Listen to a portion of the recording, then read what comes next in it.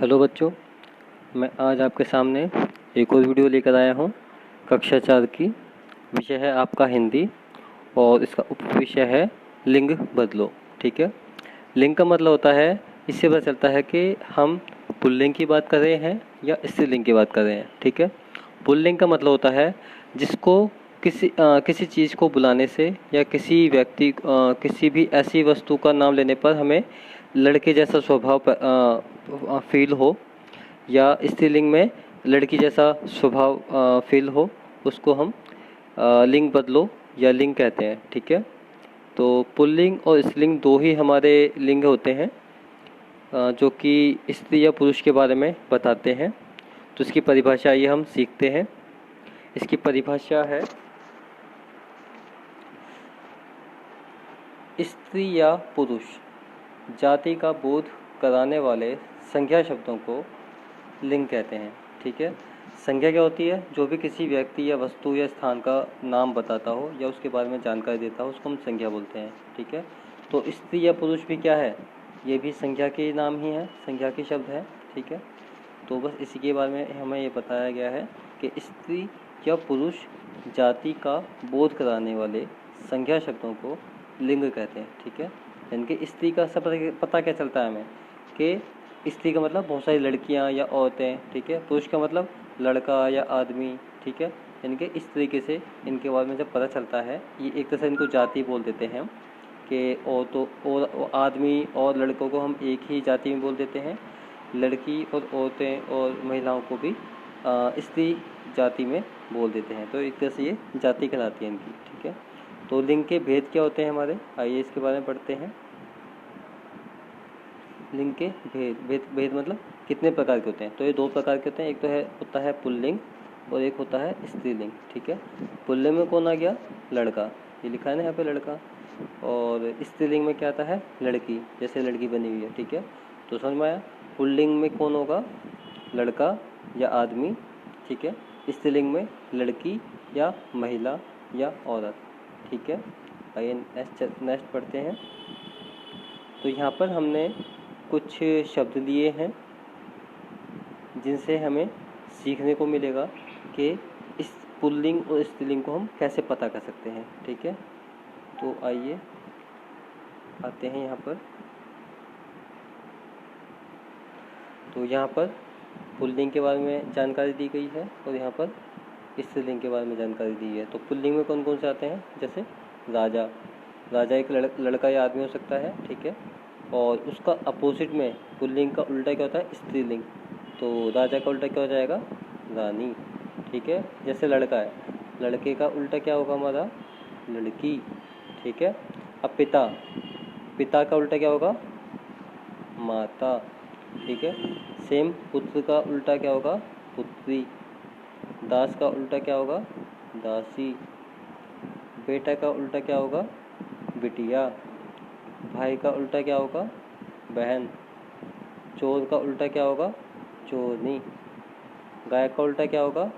गायिका। तो इस तरीके से हम पुल्लिंग और स्त्रीलिंग में आप इनकी जानकारी ले सकते हैं। ठीक है, तो पुल्लिंग में आपको पता चला ना, जैसे कि लड़का, राजा, पिता, पुत्र, दास, बेटा, भाई, चोर, गायक, यानी कि सारे इनसे क्या पता चलता है? यानी कि किसी आदमी या लड़के की ही बात की जा रही है, बस उनको अलग अलग कैटेगरी में बांटा गया है।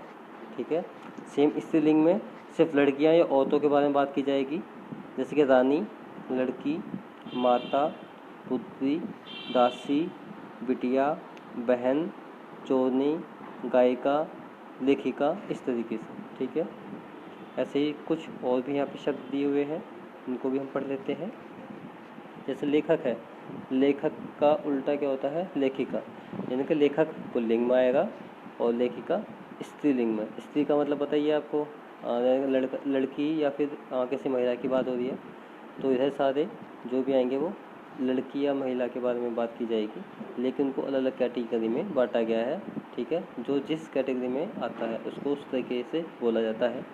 जैसे मोर है, मोर किस में आता है? यानी कि इससे पता चलता है कि हाँ भी ये पुल्लिंग में आता है। ठीक है, जैसे लड़का होता है, ठीक है, ऐसे ही मोर होता है।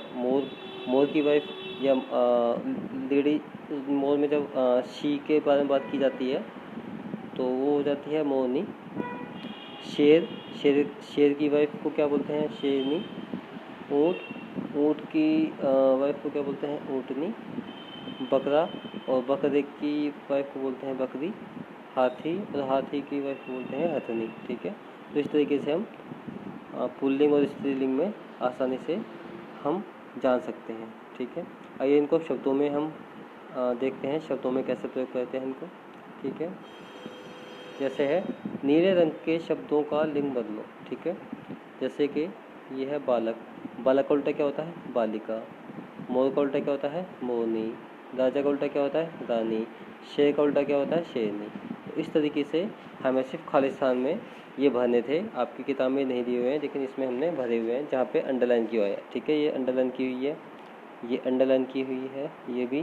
तो इस तरीके से हमें यहाँ पे भरने थे। ठीक है, तो इसमें से हमने पहले ही भरे हुए हैं, तो इसको हम भरेंगे जब इसमें अच्छे से।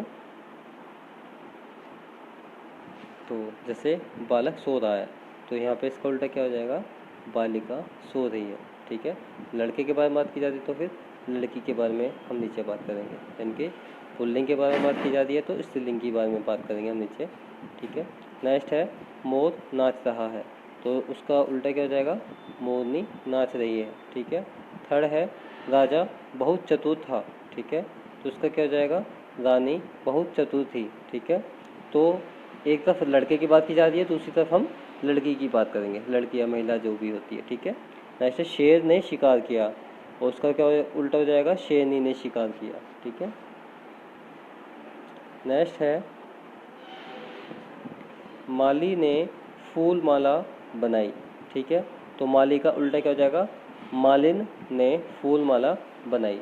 ठीक है, तो इस तरीके से हम इनके बारे में अच्छे से जान सकते हैं कि लिंग क्या होता है। तो एक बार मैं दोबारा आपको बता देता हूँ। तो लिंग के दो प्रकार होते हैं, या लिंग के दो भेद होते हैं, पुल्लिंग और स्त्रीलिंग। पुल्लिंग का मतलब जिसके बारे में हमें किसी लड़के का या फिर किसी आदमी के होने का पता चले, और स्त्रीलिंग में किसी लड़की या महिला का होने का पता चले, उसको हम लिंग कहते हैं। ठीक है, तो आई होप आप सभी को अच्छे से समझ में आया होगा, और अगर कोई प्रॉब्लम लगी हो आपको समझने में, तो आप क्या करेंगे, इसमें आप इसको दोबारा इस वीडियो को देखेंगे अच्छे से, और अच्छे से आपको इसमें समझ में आ जाएगा। ठीक है बच्चों, तो फिर मिलते हैं हम नेक्स्ट वीडियो में। ठीक है, आज के लिए इतना ही काफ़ी है। तो सभी बच्चों को bye bye and tata, see you.